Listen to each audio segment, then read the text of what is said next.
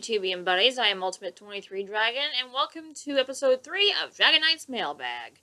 This is basically the Q&A mail series that was originally started on Ultimate Kyogre 43, but for the most part has been transferred here. This is basically a simple premise. You guys wants to know some answers from me, so you guys send me questions, and I answer them. Now, the last time we only got a few questions from one YouTubian buddy, but luckily, a lot more YouTubian buddies participated, so this will be a way longer episode. So, let's get started.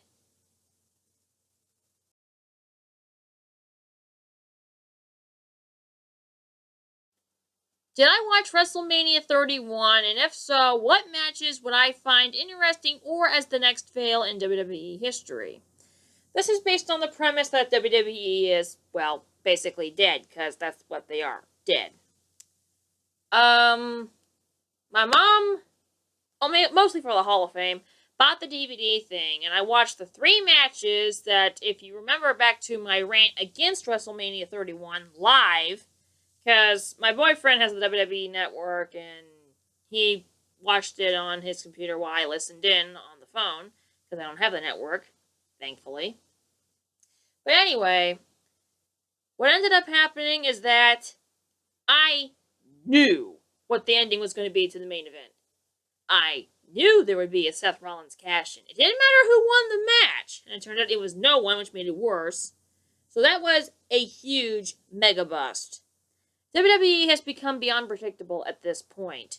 Heels win law. So that arguably is the third worst WrestleMania in history behind 4 and 9, because not even a WrestleMania as bad as 31 is going to beat out 4 and 9 for the worst ones ever, for obvious reasons. So yeah, WrestleMania 31 for the most part was the biggest fail in the modern era of WrestleManias. Yes, even more than 27. And the ultimate proof of that is the following things. There were only 3 good guys who won the match.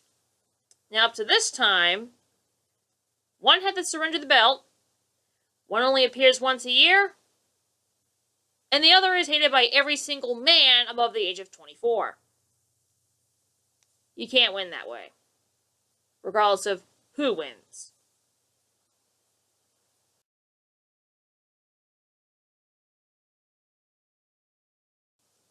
Was I one of the fans that hated the 2015 Royal Rumble when Daniel Bryan got eliminated and Roman Reigns went on to win the match? Actually, no. And for this reason. First of all, if we're going to rage out on Roman Reigns for winning the Royal Rumble, and you make the excuse that, oh, we don't like it because Daniel Bryan didn't win. Go after the person who eliminated Daniel Bryan, which, by the way, was Bray Wyatt. Second of all, one of the things I'm not sure the troll fans are understanding is you have to have multiple people in play in case something happens. Look at the Daniel Bryan thing. There was some sort of injury thing that happened with him again. Where do you go from here? If he's not there, who will be the person who would try to help save WWE from destruction? And Roman Reigns was the person put in charge of that. And unfortunately, because of that and Brock Lesnar, it was a mega fail, and Seth Rollins ended up killing WWE anyway. So, there was no point. So basically, there is virtually no big dog left in WWE anymore. Since Cena has been relegated for the most part to a B-level title with the US title, and Daniel Bryan's hurt, and everyone wants to rage out on Roman Reigns for whatever reason. And for some reason, WWE sees more with Seth Rollins than they do Dean Ambrose or Roman Reigns, who, by the way, was the best part of the Shield. Because Seth Rollins as a part of the Shield was basically the weak link. And the reason I say that is because Dean Ambrose has the attitudinal force that people can remember him by. Roman Reigns is basically no talk, Lex battle. Which is weird because one of the reasons that people say that Roman Reigns sucks, the troll fans, is that he doesn't know how to talk. What is this? World talking entertainment? Is that what the troll fans want? Is that what you guys want? Come on. Well, you got it now. There's no reason to watch any of the action in WWE anymore. And Seth Rollins really isn't known for that much. Compared to Ambrose and Reigns, Rollins is a nobody. And yet WWE thinks he's the worthy person? No. So the fact all of this was going on, and yet the troll fans still want to rage out on Roman Reigns the most, even with the ending to the Rumble, which, by the way, if you don't know, I'll just tell you because I don't want you to pay $9.99 for the network. Or a free trial, as weird things are going on, apparently. The Rock helped him out, and the people still rage out, which is disappointing with me. But I was fine with Roman Reigns winning. Here's another problem. Remember when everyone the previous year wanted Roman to win just so Batista wouldn't? If we keep doing this kind of thing, and the same thing happens every year, where are you going to go from there? We want Daniel Bryan! We want Daniel Bryan! And then sometime down the road he gets hurt again. Where are you going to go from there? As popular and awesome as Daniel Bryan is, if he keeps getting injured to this extent, you're probably putting him more in danger than you're thinking. And that's why all this stuff with Daniel Bryan's been going on. At least WWE's getting that part right. But you still have to support the people who are willing to do the right things. And the troll fans, with the exception of Daniel Bryan and The Undertaker, for some reason, won't. And that's disappointing to me.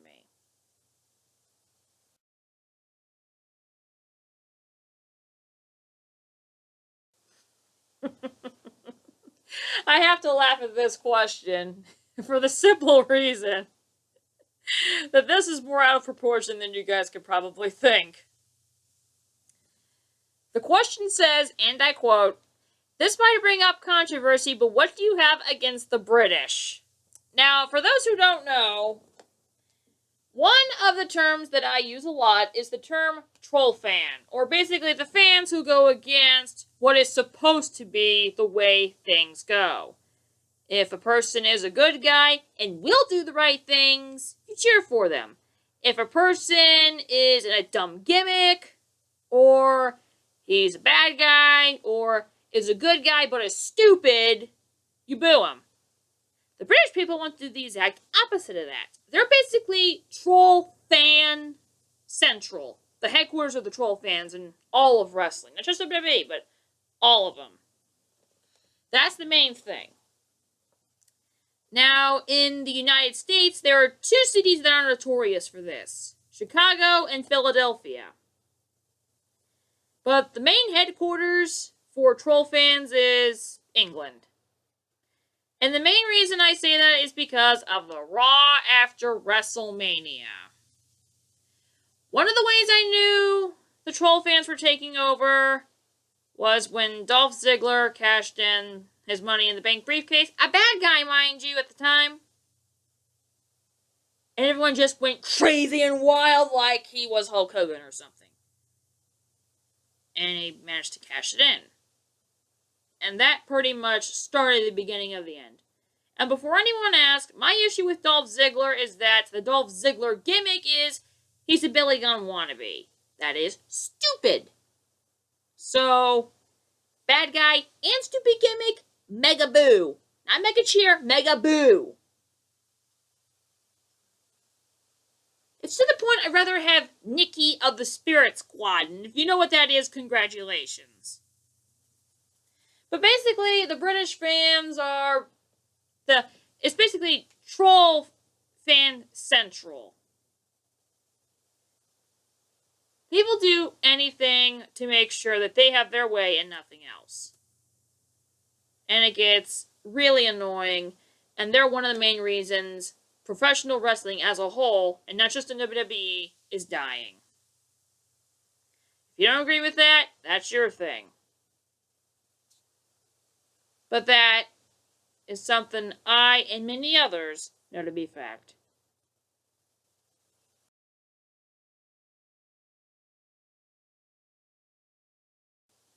Was I surprised that one of my 2014 NASCAR predictions came true in 2015? Alright, so in my 2014 NASCAR predictions video, one of the predictions I had is that a Busch brother would be suspended at least once. It did not happen in 2014, but it did happen in 2015, and for an unlegitimate reason. That's probably the only time you're going to hear me say a Busch brother was suspended for an unlegitimate reason.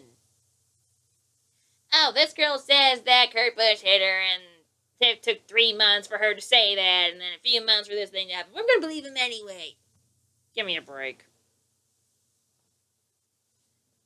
So that is a little surprising from that aspect. And I'm kind of curious as to what's been going on with the connection between Kurt Busch and NASCAR, because back in the old days, Kurt was one of the drivers that NASCAR would love to protect. And all of a sudden, they're not. What's the deal with this? And I'm positive the girl is not it, because she has her own troubles now. And obviously, you know my issue about Debris Phantom. And if you know what that is, congratulations.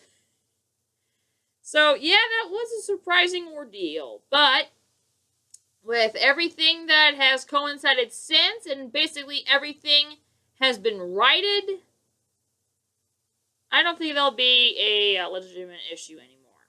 And that's a good thing.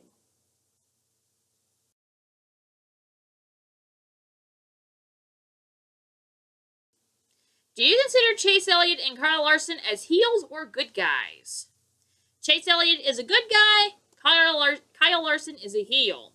Now, if you go back to one of my controversial films, it's kind of funny because I think the only reason it was controversial is because I didn't know what an annotation did at the time. It was my top 10 countdown on BS NASCAR finishes. Backstory.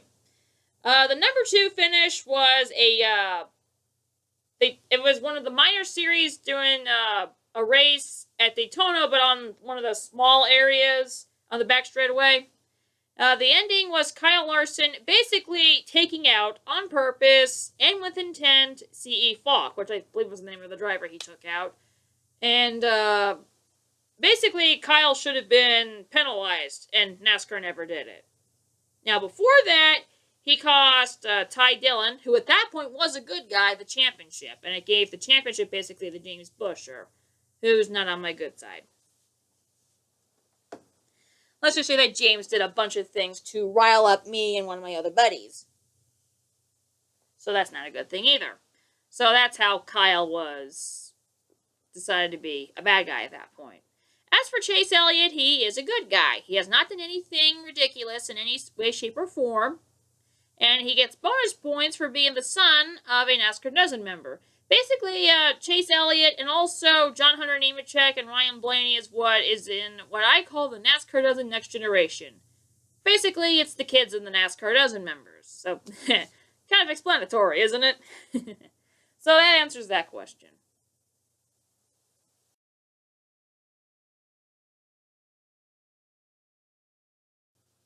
What do I think of Kasey Kane? Kasey Kane is one of my NASCAR Dozen members, so obviously he's a good guy. And he's a pretty awesome driver. Why else would he be in one of my NASCAR Dozens? That sounds stupid. Let's try it again. What do you think of Kasey Kane? Kasey Kane's one of my NASCAR Dozen members, so obviously he's a good guy, and he's pretty awesome. And the reason that Kasey got into the NASCAR Dozen is because of a rule I had back in the old days when I was a little over-obsessed over this kind of thing, determining who's the good guy, who's the bad guy. Basically, the way it worked is that if you replace one of my drivers, I basically test you. If I see you as worthy, then you can stay on my good side. If I see you as unworthy, or if the reason my driver was ditched from the team is unlegitimate, you can be declared evil. So obviously that was not the case with Kasey because he replaced Bill Elliott, who was going into semi-retirement. So that's a legit reason. And he did prove himself worthy in the 9 car, for Evernham, which is what the car Casey was driving when he replaced Bill. And Casey's been one of my guys ever since. And that's a pretty neat deal. And I still think Casey is a good driver today.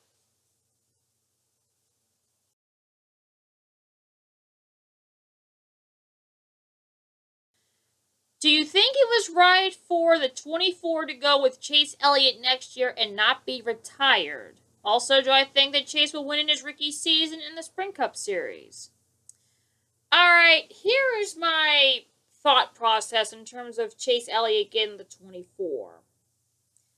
When Richard Petty retired after the 1992 season, the 43 was not retired. It went to a bunch of other drivers up into, and currently as of this taping, Eric Almirola. When Dale Earnhardt died, the way it works as far as I know is that in terms of NASCAR, you have to get the number at the beginning of the season. And ever since Dale's death, Richard Childress Racing has basically taken the 3 every year just so no one could have it. I know it sounds stupid, but that's actually true. And when Austin Dillon moved to the Cup Series, Richard asked Austin what number he wanted, and he said 3. And Richard explained that that was Dale's number, but Austin said to Richard that technically it was his number first. And that's correct, because when Richard Childress himself raced in the Cup Series, his number was 3. So basically it's an in-the-family number. And Dale was just a big part of the family, to a certain extent, since he was Childress' best friend. So there's that. And also with the Wood brothers, even though David Pearson is most famous for the 21, it was never retired because it's a Wood brothers related number, and that's why you see a bunch of other drivers associated with the 21 over the years. So I think it's only right that the 24 also stays in NASCAR, just so people who are fans of some of the all-time greats don't feel dissed about that. Especially Earnhardt fans, because you know Earnhardt fans and Gordon fans, and yeah, that'd be a disaster. Just look at any race Jeff Gordon wins at Talladega. So yeah, I think it's right for Chase to inherit the 24 number based on that standard. Now, as for Chase winning in his rookie season, there's 2 ways to look at it. Not many rookies in the modern era of NASCAR. Now, I don't mean 1972 on, I mean Chase era on. There's not that many rookies who win in their rookie season anymore. So if Chase doesn't win, it won't be surprising. If he does win, it could be an either-or thing, because he is going to be with Hendrick, and he's going to get basically Jeff Gordon's equipment, I hope. And the reason I say that is because I have the sense that the Hendrick crew only cares for Johnson and Gordon, not as much Junior and Kane. They have to get their stuff their way. It's one of those theorems that a bunch of fans have, and I mean a bunch of fans, not just me. So either way, it won't be surprising to me whether he does win or he doesn't win. I do believe he will be a top 10 to top 15 contender throughout his rookie season. And I think that's going to be the main thing.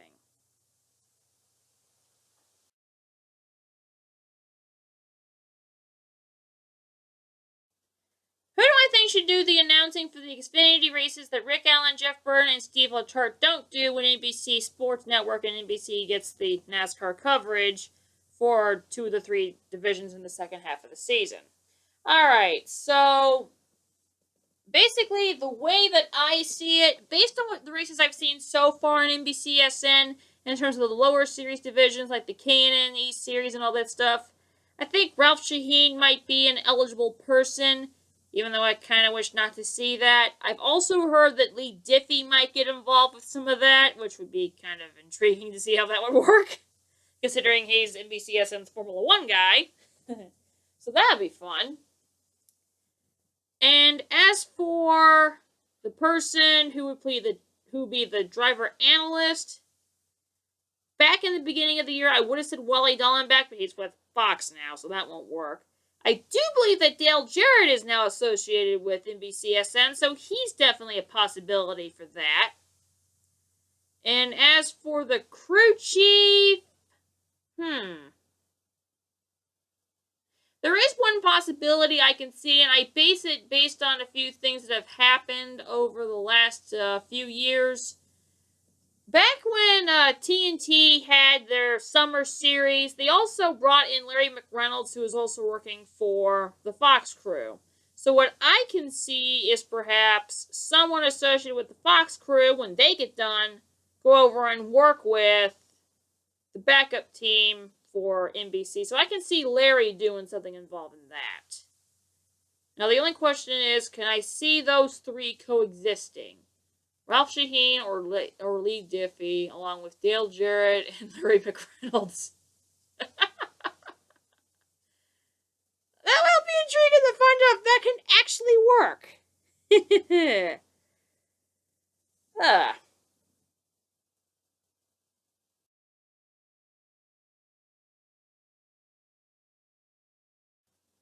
Who will win the 2015 Indianapolis 500? Will Marco break the curse? Will Ganassi or Penske win? Or will an underdog win? Alright, now, I'm going to let you in a little secret here. The day I'm doing the taping for Dragonite's Mailbag 3 is May the 22nd, as you can see here. Look at my little boyfriend here. And the answer to the question is, who do I think will win? Well, here's another intriguing secret you guys should know. Me and my little group of buddies that I used to hang out with before we all went our separate ways.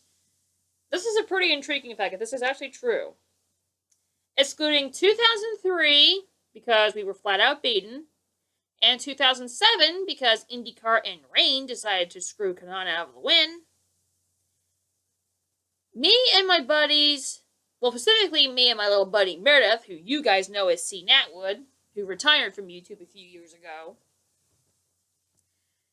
Basically, our group of drivers have won every odd-numbered Millennium-era Indy 500. 2001 was Elio's first win, and C. Natwood likes Elio. 2003 was Jill DeFerrin, and he flat out won. No denying that. 2005 was Dan Weldon's first win at Indy. He's one of my guys. 2007, Dario Franchitti literally stole it from Tony Kanaan. If you know the circumstances behind that race, you'll know what I mean. 2009 was Elio's payback against the IRS for the IRS trying to put him in jail for something he didn't do. 2011 was Weldon's Destiny win. 2013 was Kanaan's hyped up first win. So 2015, you think by this pattern, possibly Castro Neves would be the best pick in terms of the big dogs. Now, of course, since Kanaan is with Ganassi now, I'm going to go with him or the other driver in the IndyCar trio in the race this year, who is Sebastian Bourdais. My boyfriend's also into IndyCar, and he has 4 different drivers. One of them's hurt, though. That's James Hinchcliffe, so it won't be him. So if any of his guys win, that could kind of count, and that would also tie with the Marco thing, because Marco Andretti is one of his guys. I'm not sure why. He also likes Ryan Hunter-Reay, so that's a good thing. Simon Pagenaud is also one of his guys. And as I've already mentioned, James Hinchcliffe is the other, but he's hurt. But anyway, I do have the belief that between my boyfriend's group of drivers, the 2 remaining members of the IndyCar trio, and Elio, one of those will be the winner, based on history. Now, if 2003 repeats itself, if there is one driver, actually there's a couple of drivers for different reasons. If there are any 2 drivers I could say could win Indy, well, let's put it this way.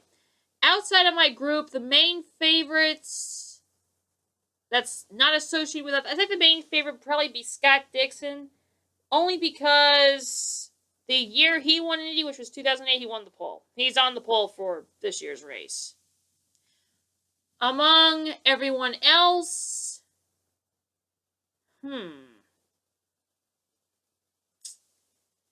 It will be intriguing to see who else could get a win there.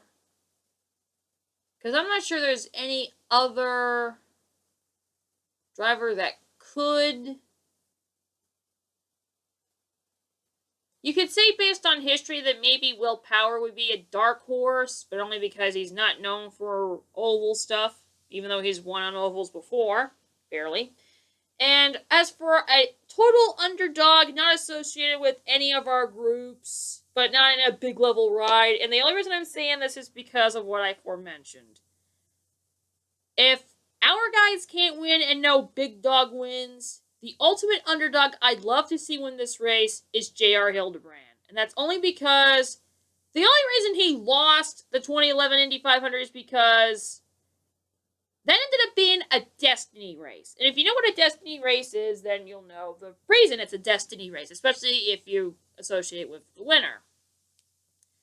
So I still have the assumption that because of the destiny race theorem, J.R. Hildebrand is owed one.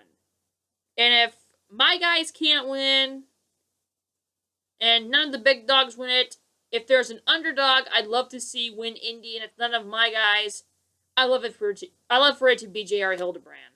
So we can get rid of that crazy story involving his portion of the story of the end of the 2011 Indy 500. Because everyone knows that race ended up being a destiny race.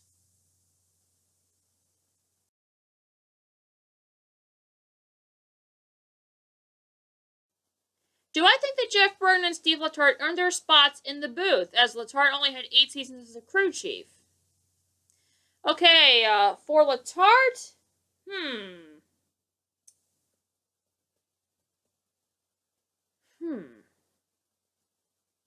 That's a pretty intriguing thing.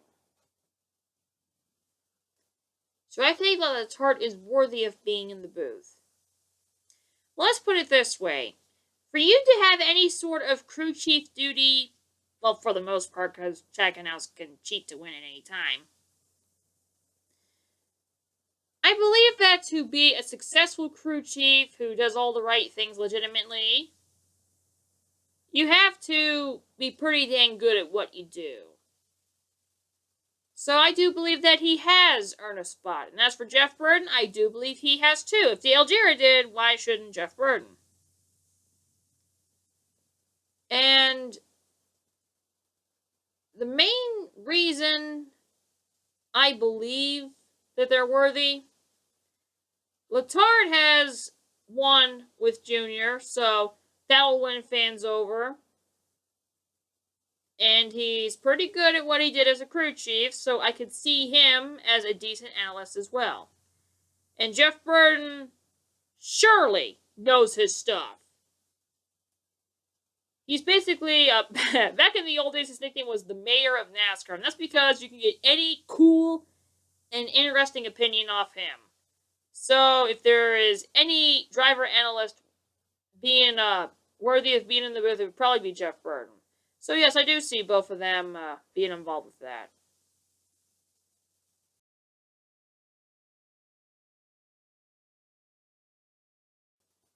What's my favorite and least favorite finish from the 1990s?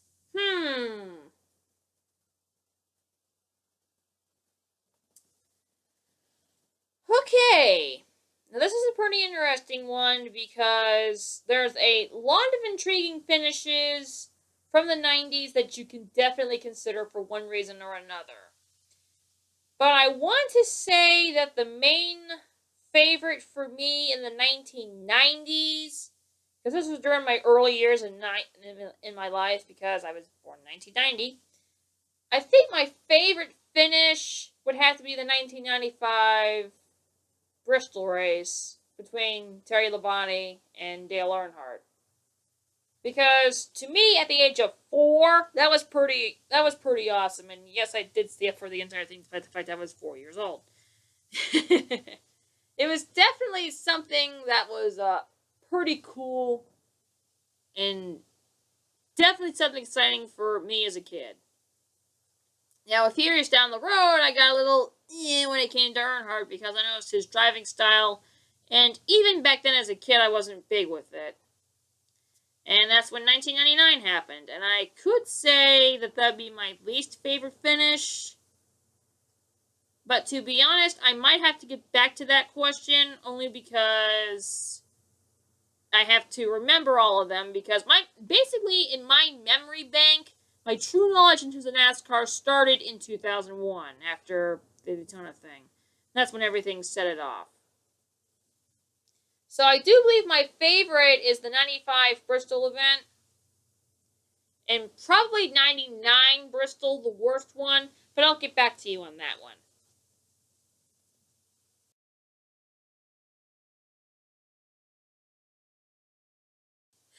And now for one of the most commonly asked questions to me.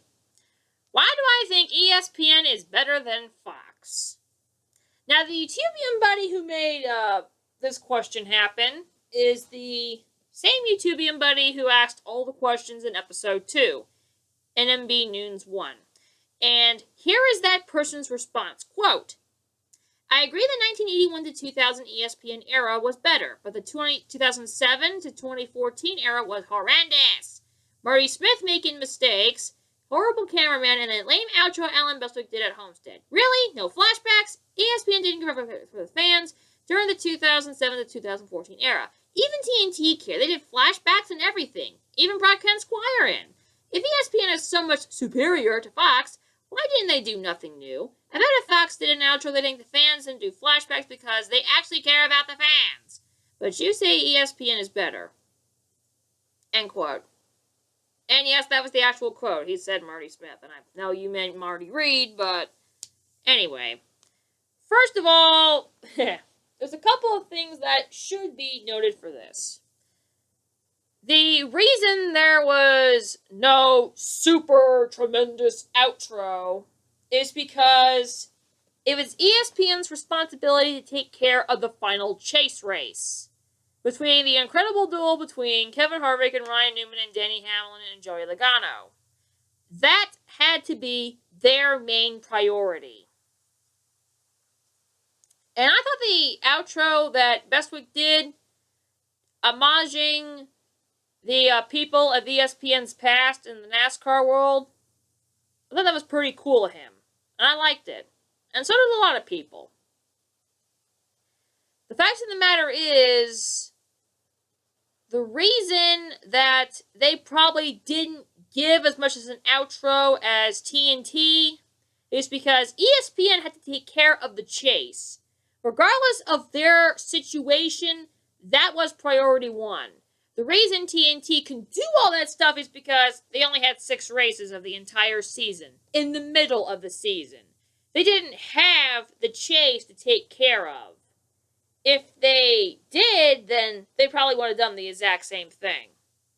And maybe some sort of thing in their pre-race show, or anything like that, like they do before the races.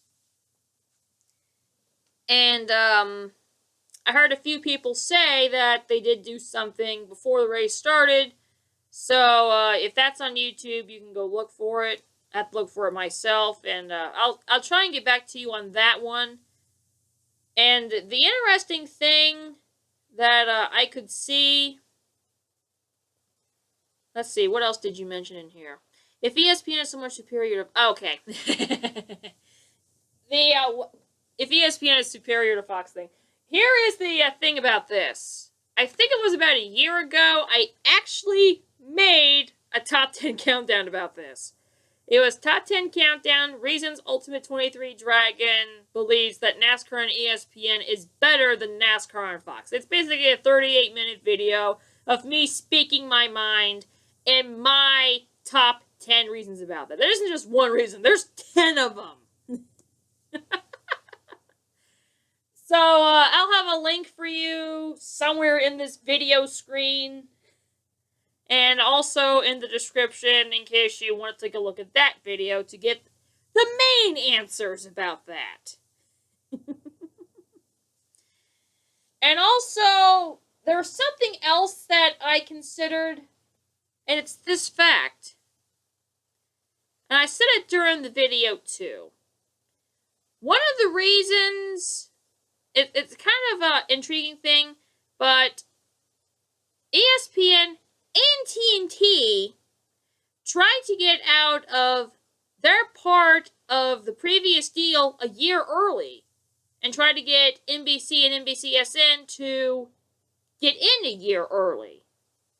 See, they had their coverage up to 2014. They wanted stuff at 2013.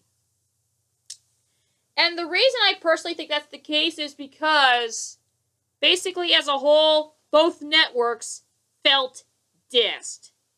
Because, according to what I was seeing, I think both networks believed that they were being dissed by NASCAR and their partnership with NASCAR on Fox. And that's why ESPN and TNT says that, okay, if you want them, go. We'll go away then. You can find someone else to cover your races. And sadly, that's the reason that Fox basically has 2/3 of the entire NASCAR season in the National Touring Series. Because they have half of the Cup and Xfinity Series in the entire truck schedule. If you split that into 3 series in 2 portions, that's 1, 2, 3, 4, and the other 2 are NBC stuff. So, yeah, that's 2/3. Just in case you didn't get my math. But anyway, the main thing about this, I cover in a video about the top 10 reasons I prefer NASCAR and ESPN to NASCAR on Fox. And you can really see that both networks felt dissed, and that was one of the main reasons they wanted out a year early.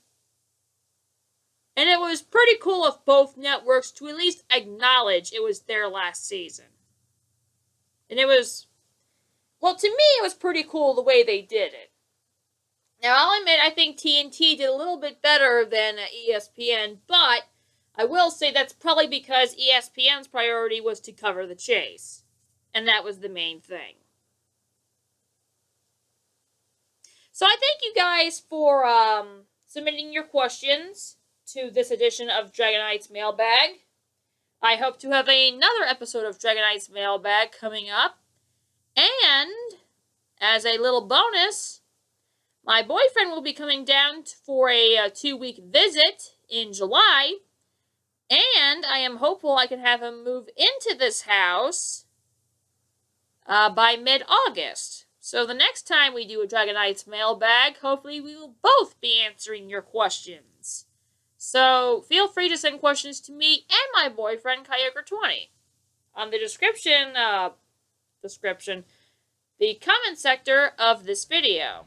So thank you guys for watching. This is Ultimate 23 Dragon, and that's my final answer. And that's going to win him the race right there at the drag race down the line. And that Keselowski's going to win it. 2 tires. How about that move? Wow. All right, boys. 2 tires. They did it. All right, I owe you 100, buddy.